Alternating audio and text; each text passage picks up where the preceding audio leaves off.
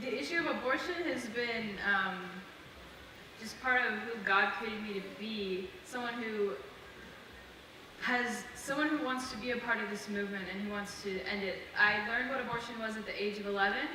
I just heard the word, and then I asked my mom. I was overcome by grief, and I just started sobbing to her, and I knew, my life has honestly never been the same. There was a very distinct change afterward, because I knew that I had to do something. There was no way that I could live my life every day knowing what was going on and not do a thing.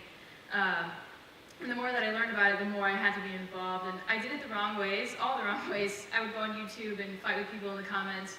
And then I would cry, and then my mom would say, "Why are you doing that?" And then I would do it again. It was a really bad cycle, and I don't recommend that at all for apologetics practice. I have to say that after years of messing up and doing it horribly, I finally started to, get into my groove.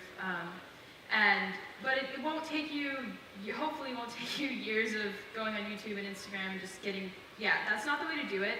But obviously God can work through those, and He's brought me to the place that I am.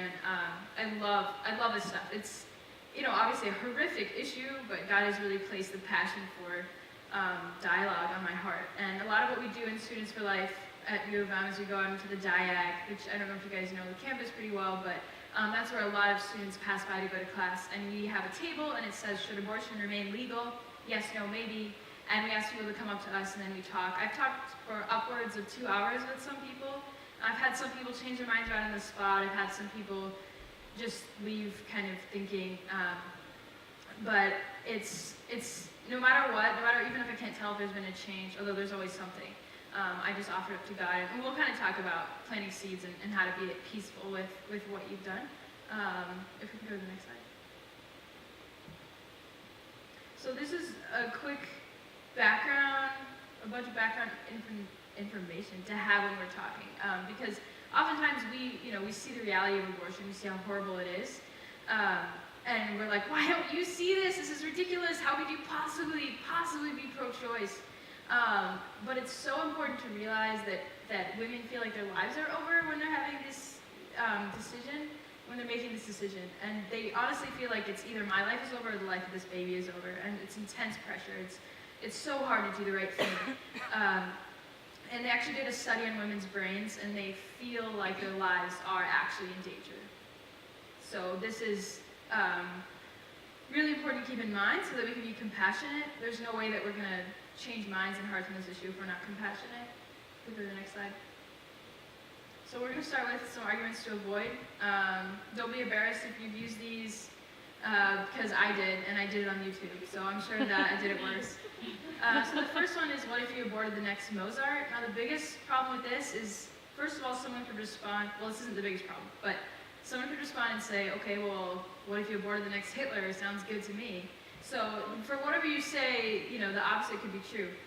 But the most important reason is that we are pro-life not because we place value on people, what they do in the world, but people have value because they're human beings. We have value by virtue of what we are and not what we do. So even a couch potato, they have just as much of a right to life as the next president. And so we want to be consistent. Like, we want to know why we're pro-life, and we want to let that carry out into our arguments. We don't want to just use rhetoric. So again, we're pro-life because we believe in the dignity of every human person, which means we don't value Mozart over the next couch potato. The next one is just don't have sex. It's just plain unhelpful, and it's probably not going to happen. And that's a battle that, it's important. Chastity is a beautiful thing, and we care so much. Yes, I do. I really want sex to be in its proper place, but that's, I see that as like the next battle. We have to end this. We have to talk about abortion. We have to talk about, the person's already pregnant. Let's stay on task. The next one is, if you're dead when your heart stops, why aren't you alive when it begins? Well, you're actually alive before your heart starts beating, because zygotes don't need a heart the moment that they're conceived. So it's just not accurate to embryology. And it's again, kind of a rhetoric move, which we try to avoid. The next one, bacteria is life on Mars, but not on Earth. I've seen this in a lot of memes. And the thing is that among the scientific community, every single embryology textbook, life does begin in conception. So we don't want to play into, we don't even want to grant that some people might not think that life begins at conception. In other words, when we talk to people, we will say, oh, you think that? Like, let's talk about that. But in general, like, it's a given. Life begins at conception. It's science. It's not something that we need to start off the argument with, if that makes any sense. In other words, we'll respond to it, but we don't want to grant that. The next one is, how would you feel if your mom aborted you? Well, you wouldn't feel anything. And again, it's rhetoric, and it's just unhelpful. Okay, next one, please. It's not your body. Now, this is a big one, and this might be confusing that we wouldn't say this. But here's why. So when people say, my body, my choice, what they're actually saying is, most of the time, now sometimes people will be confused, and this is why we ask clarification questions. Some people will actually say, oh, I think that this embryo is actually a part of the woman's body, like the woman, it's not two distinct beings. Most of the time, though, when people say my body, my choice, what they're actually saying is that the woman can do whatever she wants with whatever's inside of her body, even if it's a separate organism, even if it's a separate person, because it's inside of her body. And so to say it's not your body usually misses the point of that. So what I would say instead, the first thing, and we might have time to get into bodily autonomy. If we don't, it's just really important to always clarify with the person who says my body, my choice, to say, when you say that, do you mean that the unborn is literally a part of the woman's body and part of the woman, or that it's just inside a woman's body and so she can do what she wants? The next one, abortion hurts society, or abortion hurts women. Now, these things are true. But the thing is that for every study or every individual that you know that was hurt, someone's going to pull out of their back pocket, I know this woman and she was freed from abortion. I know this woman and she had the time of her life. It's horrible, but these kind of testimonies, the thing, again, we have to go back to the root of why we're pro-life. Even if abortion actually was better somehow for physical health or mental health, even if that was true, that wouldn't change our arguments, so we're not going to use that. And we can do that if you're talking to a friend, that's a little different. Crisis pregnancy, you can tell that friend, I'm worried this will hurt you. And you can bring this into conversation, it's not to say that, but that's not the main reason that we think abortion is wrong. We think it's wrong because it's the intentional killing of a human person, regardless of any factors, which might be this person feels more free or this person feels sad. Those things, they're consequences, but they're not the main point.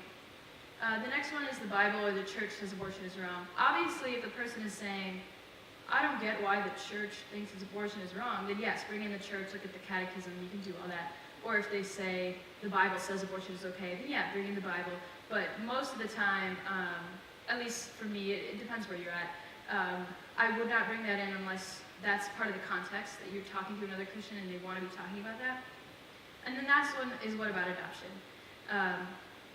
And I'd say the main reason to avoid that being your go-to answer is because it sidesteps so many of the pro-choice person's concerns. It is so hard to go through pregnancy and to give up your child once you've bonded to them. It just really isn't getting to the root of what they're worried about. And again, we're trying to have real conversations where we listen. So those are some arguments to avoid. And then here, quick relational apologetics tips. I'm not going to go too much into these because a lot of tips really boil down to being loved to other people, and if any group that I talk to is going to be better than other groups at this and know how to do that, that's you guys. So we don't really need to get too much into that. The first tip, though, is don't be weird.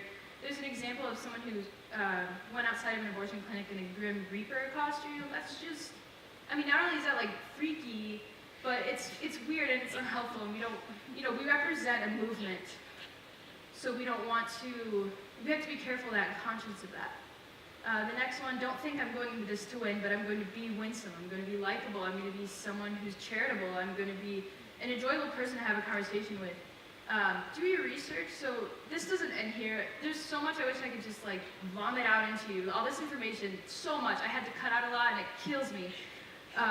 But you have resources, and I can give resources to learn and to learn well, because lives are at stake. And again, be humble when you don't know. And the best thing to say to someone who asks you a question that you don't know the answer to is, that's a really good question. I'd like to find out the answer too. Can we look at that together? And then you're walking with them and you're investing. Using questions instead of statements. don't just say, like, repeat what they said in a sentence and then be like, or, sorry, this is my least favorite, when I hear, so you're saying blah, blah, blah, blah, blah, blah. That usually sounds pretty aggressive, it's pretty unhelpful. What I would say instead is something like, just so that I'm understanding you correctly, is this your argument? And then let them respond. Saying what you don't mean, so this is super important. If we're talking, let's say, for example, about unplanned, or women in tough situations, right? Maybe they have an abusive husband or something. Or let's go with rape, for example. So a lot of people bring up the issue of rape. You need to be very clear. I am not saying that any woman should be punished for being raped. I am not saying that it's any woman's fault. I am not saying X. And then you say what you are saying. But we're laying our cards out on the table. We're being honest with these people we're talking to, and it's very important. Especially if you know that they might be misunderstanding you because of a stereotype of pro-lifers or something like that. Charity is a philosophical, it's a way that when we're engaging in philosophy, and you don't need to think of it like that if that sounds really crazy, but is basically giving the other person the benefit of the doubt. It's taking like the smartest version of their argument and then responding to that, which actually St. Thomas Aquinas did a lot, so that's pretty cool. Okay, and then don't use rhetoric, which I mentioned. So now we're going to get to it. So 2 types of arguments when talking about abortion that you'll hear. There's on topic and there's off topic. This is a good way to kind of characterize it because it seems kind of overwhelming sometimes. On topic is anything that answers the question, what is the unborn, or what rights do the unborn have? And off topic is really anything else. So let's say that someone came up to me and said, well, the unborn is a clump of cells. Is that on topic or off topic? On topic. Let's say that someone came up and said, well, what about women in poverty? I mean, what are we supposed to do about that? On topic or off topic? Good. So right now we're gonna look at trotting out a toddler, which is what you do when it's off topic. So there are 4 steps of trotting out a toddler, which are conveniently, they start with A, B, C, D. So that's cool, you can remember that. We have affirming the concern, which is really important because, again, there are a lot of views out there about what pro-lifers think. And we are compassionate people, and we also care about women. So we want to affirm whatever concern they're bringing up. I'm going to use the example of a woman in poverty. Let's say that someone asks you, what about a poor woman who just can't afford to have another child? What about her? So affirming the concern would look like, I too am heartbroken by the idea that there's a woman so much in poverty that she feels the need to have an abortion. That breaks my heart. I don't want any woman to have to go through that. And don't fake empathy at this point. If you need empathy, read stories about women online or something, or pray about it. Don't fake that. The next one, brace for the question. So this is just kind of to help the person understand that you're setting up a thought experiment, is what we call it in philosophy, just to kind of help them track you. So something like, can I ask you a great question now? Or can I ask you a question that might kind of help explain what I'm thinking? And the third is creating a parallel situation in which it's a toddler instead of the unborn. And then you describe the logic. So again, for a woman who's poor and can't afford to have another baby, creating a parallel situation looks like, let's say that we have a woman and she decided to keep her child, and then 2 years later, after she'd given birth, her husband left her, she lost her job, things started to go very horribly, and she couldn't feed her child, let alone herself anymore, and she just knew the only thing that was going to get her out of the mess was if she killed her 2-year-old. Is that okay? Could she do that? The answer is going to be no. If you do talk to someone, by the way, if they say yes, you can do that, you got to talk about toddlers, you can talk about that, because you need to talk about the most direct issue with it. But that's very rare, very rare. I've never actually had anyone say yes, so don't worry. They're gonna say no, you can't do that. So then you ask why not, and they'll give some reason, maybe like, well, the 2-year-old's born, or well, the 2-year-old, it's already starting to create memories, something like that. And so the point of trotting out a toddler is basically to get them to that point where they say, oh, well, this is actually the difference between the 2-year-old and the unborn. Because then you're moving the conversation from off-topic, poverty, to on-topic, what is the unborn, and then you can actually talk about it. So if they say something like, well, it's actually born, then you can ask, oh, so is that kind of where you draw the line of value? Is it birth? And then you can kind of dive into that. And describing the logic is a way of, so let's say that I've already asked the person about this woman who wants to kill her 2-year-old, and then they say, no, she can't.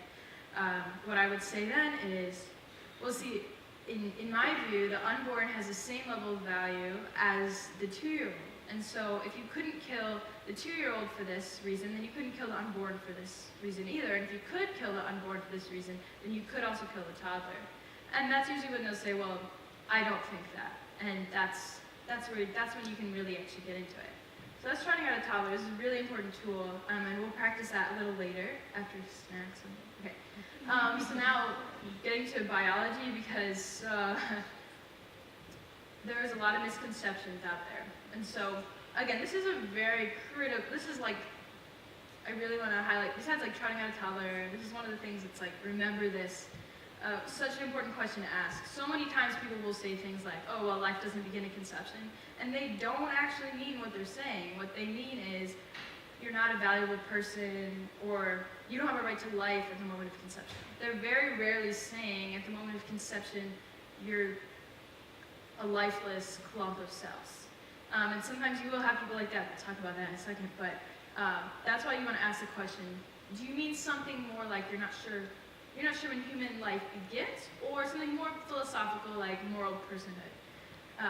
Again, most of the time, they will say, oh, I meant personhood, but sometimes you will talk to people and they'll say, oh, when human life begins. So this is a quick soundbite that might help you, depending on the context, but it's 3 basic steps. If something is growing, isn't it alive? If it has human parents, isn't it human? And living humans, like you and me, aren't they valuable? And that can kind of help guide the discussion.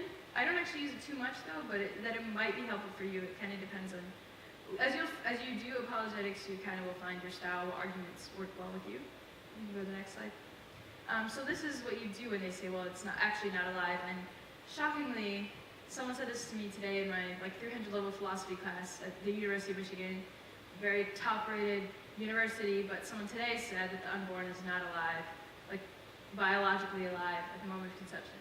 But again, it's very simple. You can Google this. You don't have to remember these. Just Google characteristics of living things.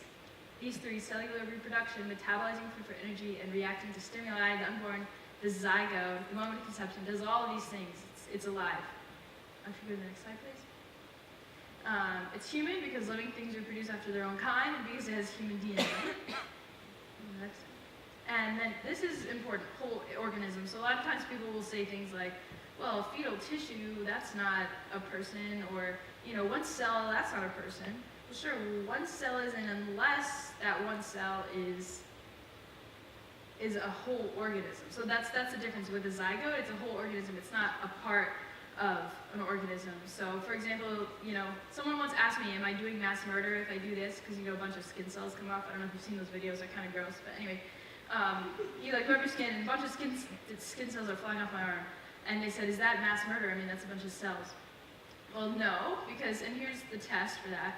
If you were to take one of those skin cells and put it in a womb and give it all it needed, the nutrients, whatever, that you would give a zygote, there's no way that a baby is going to come out 9 months later. It will not grow into what you and I are. That's just not part of its DNA. It's not part of its structure.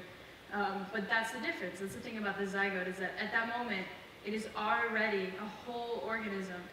Nothing essential is added to the zygote its whole life. Nothing. So food, it's given food, it's given time, it has a proper environment, but you don't change the essence. That's a philosophical word.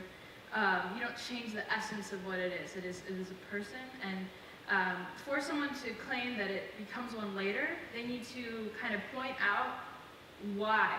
What is that difference, and why would you place personhood on that? So if they say something like consciousness, they would need to explain why consciousness holds the weight of being a person. I think it's a lot easier, it makes a lot more sense, and it happens to be true, that at the moment you come into being, you are a person, because you are at that moment a whole human organism, and nothing essential is added to you. And a nice way to think about that is like a Polaroid picture. When you take the picture, someone said it to me once, if you take a picture of a Polaroid, or no, I mean, you could take a picture, okay. So you take a picture from the Polaroid, let's say your friend took out the developing photo, ripped it in half. You'd say, what the heck, dude, that was my picture. They're not gonna say, no, it wasn't, it was just a blank sheet of paper, your picture wasn't there yet. Well, it actually was, it had everything it needed to be there, it just needed some time. That was your photo, it just needed to develop. In the same way, the zygote has everything that it needs. And a quick note about clump of cells, that even when I was really into apologetics, that would always trip me up. I didn't know kind of where to go after people would just claim it's a clump of cells. Well, the most important question there is saying, I'm not exactly sure what you mean. Do you mean that it's like a disorganized group of cells that aren't working together? Because technically, the definition of death is that your body stops talking to itself, and it's not working together anymore to keep you alive. So, if they're saying that, then that's just not true, because the zygote has a pathway, it has a DNA, and it's working together to grow. But if they just mean clump of cells, like it's made up of cells, and so are we. So, hey, clumps of cells. Glad you all came to this talk. Okay. I kind of already talked about this. The point of trying out a toddler again is to bring the conversation on topic so that you can actually talk about the meat of the issue. I might get to this later after sex. I'll do the next one. So this is a very important one to be able to respond to. People bring this up a lot. Again, this is one of the most, never fake your empathy, but do not fake your empathy with this. They'll see it. And we don't want that. We really do care about women. I know every single person in this room really does. I know that. I know that in your hearts, this breaks your hearts, because how could it not? And we want to let that come through. We're humans connecting with other humans when we talk about this. And so this is a soundbite that I use. I always say we both agree that rape is an innocent. No, it's not innocent. Whoa, okay, that's a typo. Just ignore that. We both agree that rape is an act of violence against an innocent person. Well, I see abortion also as an act of violence against an innocent person, and I don't think that one act of violence is solved by committing another. And most of the time, that's really it. When I talk to people about rape, they just move on to the next thing. So it is, you're laying out, I think both of these are wrong for the same reason. I don't think we can fix the horror of rape by committing another horrible act. And again, before you even do this, you need to empathize, and you need to affirm the concern and say how horrible it is that women are ever left in a situation where they've been forced to become mothers because somebody raped them. You can also trot out a toddler in this case. So let's say you affirm the concern, and then you brace them for the question, which is, well, can I ask you a weird question that will help you understand where I'm coming from? And in this parallel situation, one that I usually use is that a woman is raped, but she decides to keep her child. And 2 years later, and things are going fine. 2 years later, though, the baby's face starts to kind of mature and starts to look more like that of the father's. And now every time that she looks at her son, she's getting these horrible flashbacks. She has this PTSD. She starts to hate her son because he reminds her of that horrible thing that happened to her. And she just can't stand to be around him anymore. She's having all of those horrible effects that people are worried about. Can she kill her 2-year-old in order to, make her life, rid of this horrible reminder? And the answer is always no. And so, in explaining that one, we can't ever kill someone that reminds us of a painful event just because they remind us of a painful event, no matter how horrible it may be. And again, the point of coming out of toddler is to get them to realize that usually, the problem isn't actually rape for them. The problem is that they don't believe the unborn is equal to the toddler. So now we're going to get to, once you get to, okay, we talked about this, you don't think that the unborn is the same as the toddler. So how do you go about that? We use, in my club, the equal rights argument. And these are the same steps, the 3 steps that you take someone through when you're talking about this. You kind of have to, you don't just list them off 1, 2, 3. You have to, make it natural conversation, which practice will help with. But, so what I usually do is I'm talking to someone and I find some shape on the ground and I say, okay, before the shape, I say, let's look at everybody around us here. Does everyone that we can see in this room have an equal right to life? And most of the time, they're going to say yes. And then you say, well, I think it's really interesting because we're all so different. You look around the room, we all look completely different. We have different abilities. There's so many things that are not the same. They differ from one person to the next so radically. So it seems like there must be something then that we have in common that grounds this right to life in. And it seems like that thing can't be a degree. So it can't be intelligence or beauty or height, because then some people might have more of a right to life than others, and that doesn't seem to make very much sense to me. So it seems to be something that we all have in common equally. This is where the shape comes in. And then what I usually do is say, let's look at the square here, and let's imagine that everybody inside of the square has this right to life, and every being, organism outside of it does not. What do you think is the criteria? What is that thing that's the same about us that allows us all in this room to be in this square? And that's when you start to get into those kinds of conversations. And so you ask them, what is that? What's the same about us? So that was my way of talking through those three things. You see it was much more organic than, do you ever do what do you think this is the same? That's weird. Should you go to the next slide, please? So whatever they tell you, the way to test whether or not this is an adequate explanation is you want it to entail equal rights for adults, you want it to entail equal rights for newborns, and you don't want it to entail equal rights for animals. That's a whole separate thing. If you have questions about that, you can find me later. There will be some people who think that animals should have the same rights. And one important thing to note about that I will say is just because humans do have this special, unique right to life, does not mean we're taking away a right to life from animals, and some may have more. Maybe animals like dolphins have some sort of special right to life. Just because, we have a distinct square does not mean we're saying it's a free-for-all with animals and they have no value. So that's a way to test them, and so the answer, as if it's that easy. This is a huge, for Christians, it's pretty easy. We're made in the image and likeness of God. We're endowed with this value by our Creator. We share in His goodness. But, if you're thinking philosophically, if you're trying to ground it, I personally would say that the reason we all, what makes us have this dignity is that we have free will, rationality, and that we can love. Which is, again, if you want to talk to me about that, then we can talk to me later. But usually what will suffice for these conversations is something like humanness. To say that we're all human. That's the only thing that we have so equally in common. We're all human beings. And once you're there, you can see that when do you become a human being? Well, the moment of conception. And so when would you have value if what it takes to have value is to be a human being? Well, the moment you come into being as a human being, which is conception. It's great.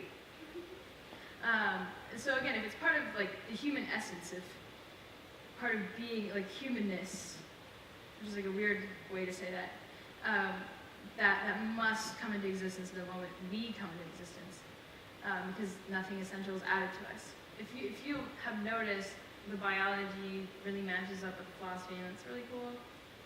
If you go to the next slide. So, again, we'll have time for Q&A and maybe some practice after snacks, but I wanted to quickly talk about fears. And I know that there's so much more I wanted to tell you guys.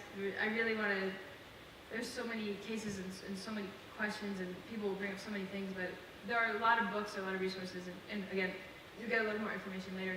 But in terms of just having the courage to do this, I know firmly that it's the Holy Spirit in me, and I know that because it's not a choice. It's never been a choice. I haven't really battled, sometimes I will have to say, okay, today I need to choose this because I'm extra scared today, or I feel too tired today and I have to choose it. But most of the time for me, the Holy Spirit has really been this burning fire that's kept me going. And the thing is that He offers you that kind of courage as well. He offers you that kind of passion. And knowing the details, knowing the problem, the scope of the problem in this country and in the world, is helpful. One of those really horrible facts is that 54% of people who have abortions are self-proclaimed Christians. And this isn't to judge them. This is to say that we may be failing our sisters. We're not. And there have been over 1.5 billion worldwide. I don't know I think since 1970. No, I don't know when they started counting that. I'm not even going to try and say. In the U.S., there's been over 60 million abortions since Roe versus Wade was passed. So it's incredibly prevalent. It's everywhere.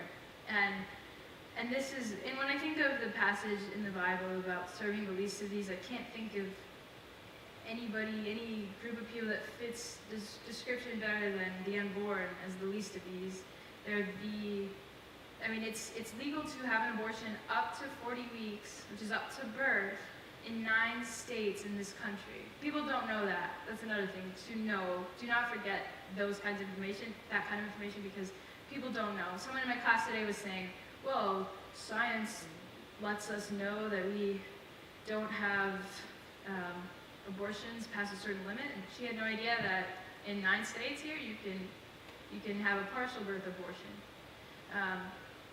And so to know these things, it's really horrible. Sometimes I need to remind myself of reality because I do this so often. This is such a big part of my life that I forget the urgency. And we as Christians know that there's more at stake than just lives, but souls, the souls of these women. And this is, I would argue, the most important issue of our times. And I really think that Satan tries to get in there and make us all apathetic. He tries to calm us down and say it's not really that big of a deal because it's hidden and we don't really see it. And to know that 45% of abortions happen on college campuses, but I have not seen a single pregnant woman in my 3 years at U of M, that's pretty upsetting. Thinking about how often people are pregnant, but I don't see anybody because they're having the abortions. And so why am I saying all these depressing things and making everyone feel bad? I think we need to know. We can't let apathy win. We need to know the realities. We're up against Satan. It really is a spiritual battle. It really is. The weight of the battle is fought in prayer. For me, when I pray, especially as a Catholic, especially the Rosary has been incredibly helpful in having these graces. That I have such a better time doing outreach. And again, the Holy Spirit is there to help you. But I guess the main thing I want to say is that love is an action. It's a choice. And to love the unborn and to fight for them and to speak out in class, that's a choice. And it's not always going to be easy. I have cried, I've shaken. I've cried in front of all my classmates before. I have been attacked on Twitter. People are still tweeting about me from high school. That was 3 years ago, but okay. I've been egged. I went to Ireland to do pro-life work in May. Yeah, people threw eggs at us. I've been so hated. And it's not even close to what Jesus went through for us. And there's nothing that keeps me more on fire than realizing that I'm fighting for those who don't get a chance. They don't even get to breathe the air on this earth. So I'll take it all. I'll take the eggs and I'll take the criticism and I'll take doing it badly. That's the thing. We don't want to do it because it's embarrassing when we don't do it well. But what a worthy battle. It's okay to be humiliated, and that's good for us, right? That's Mother Teresa's thing, accept humiliation. It's good for your soul, and you only are going to get better if you do badly. So if you're doing apologetics and you mess it up, celebrate it because you did it, and because next time you're not going to mess up in that way, and one day maybe God's going to put the person that needs to hear it the most. So don't ever regret not doing it perfectly. We go to the next slide. Okay, so now Elizabeth is going to say something. I have a question. Actually, Natalia and I were talking about this. She brought it up. But what do you do when somebody comes at you with the argument that, if we didn't have legalized abortion, people would still be doing it. It would just be really unsafe, both for the mother and the child, so you might as well, yes, abortion's wrong, but you might as well make it so there's less of it. That's a really good one. Actually, I'm going to bring up Alex here to help me. We were talking about showing this one to you guys earlier because it's a form of trying out a toddler, but it's a specific case. So, yeah, she's going to be pro-choice. Yes. Okay, so I don't think that making abortions illegal is really going to help anyone, and I'm just really worried about all the women who are going to die during vaginal abortions. I'm worried about people who are going to die during vaginal abortions. I think that is going to be a really big problem if we do make abortion legal. Yeah, and I think of a woman that's in a position where she feels so scared to have her child that she feels the need to, go illegally, to go to illegal routes, to maybe do something unsafe. I don't know if you've heard of Gosnell, but he had a very, very unsafe clinic. Women died in there, and it broke my heart to read about the conditions. I don't want any woman feeling she needs to do that. I find that to be a failure of society, that we've allowed women to get to the place where they're willing to go to some length that's so unsafe that they, just because they don't think they can have their child. But to ask you a kind of weird question that might help explain how I see this. Sure. Thanks. So let's say that we have a woman and she has a 10-year-old son, and he's surprisingly huge for his age. Like he's a bulk of a kid. He's like really strong. He also happens to enjoy setting things on fire and is just very aggressive, has a huge temper. And she's done with this kid. Like she is so tired of having him. So what she does is she goes to the police station and she says, "Officer, please, can you help me? I need to kill my son, but it's going to be really unsafe for me unless you help me do it because he's a huge kid. He'll hurt me in the process. So I need you to come and hold him down so that I can kill him without it being unsafe for me." Do you think she can do that? No, that seems like a bad idea. I agree. And so what I would say is that, you can't really make something safe that includes the killing of another human person.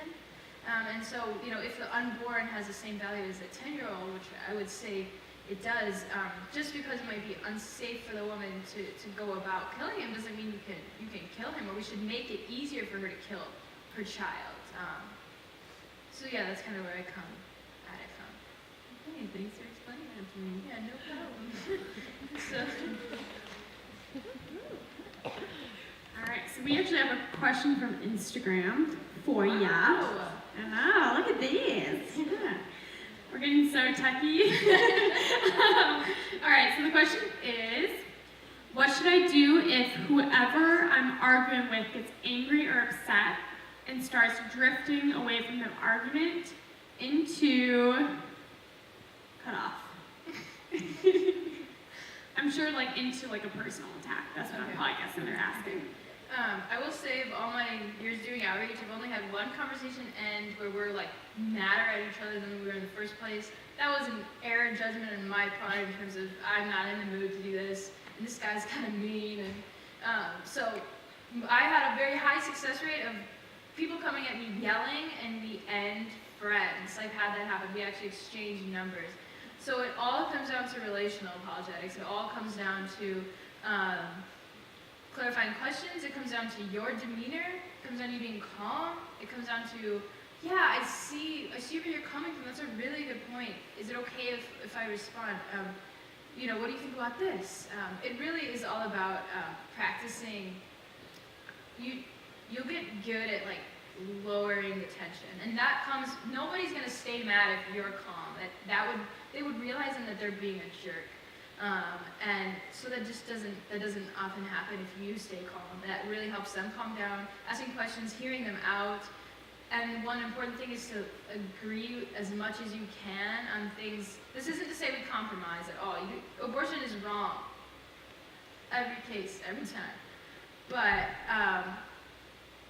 you find places where you do have common ground, which is, we both care about women.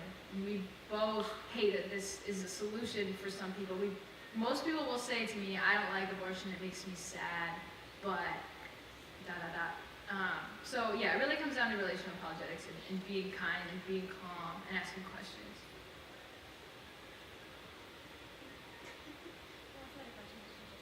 Emma had a question. Okay, good. Can you repeat the question? Oh yeah. Are you ever like in the middle of like talking to somebody and you say something and you your like message isn't getting across or you're like, oh that was kind of like a dumb argument. That totally happened to me and so I was just wondering like what do you do to kind of like combat that and like keep your confidence? Yeah, so the question was if I ever say anything dumb or kind of don't clarify myself well enough in a conversation and I know that I messed up, how do I keep my confidence? Yes, it happens to me, absolutely. Just about every time I talk, especially doing this. But my favorite friend again is laying all my cards out on the table. It's one of my favorite parts about this. I'm trying to be as honest with them as I can. So even if that means backtracking and saying, I didn't actually mean it like that. That came across weird. Can I rephrase that? They're going to be really like impressed with your humility that you can say that was a mistake. That was weird. Or if it was weird enough that you can laugh at it, like that typo about rape, saying it's an instant act, very horrible typo. If I accidentally said that, I would be like, oh no, that's not what I meant, and then we would, laugh about it for a second. So it's okay to acknowledge that. Now, let's say it's a time where you can't acknowledge it, maybe the time's moved on. Honestly, you just have to say like, no, mine, stop. I will not regret it. Like, I can't. I don't have room for that. I can be better in the future, but I'll stay calm. And but if it's bothering you so much because you felt like it was a really good opportunity and you missed it, I would just tell the person, I don't feel like I said that right. Can I rephrase that? It's super okay to like show your humanness. That you're not perfect when you're talking to people. Okay, my question came back. It flew away. Okay. So you may have addressed this earlier and maybe I missed it, but what are your thoughts on the effectiveness or ineffectiveness of like the graphic images or like those kinds of things that a lot of pro-lifers use to try to make their point? Sure. Wow, that's a toughie.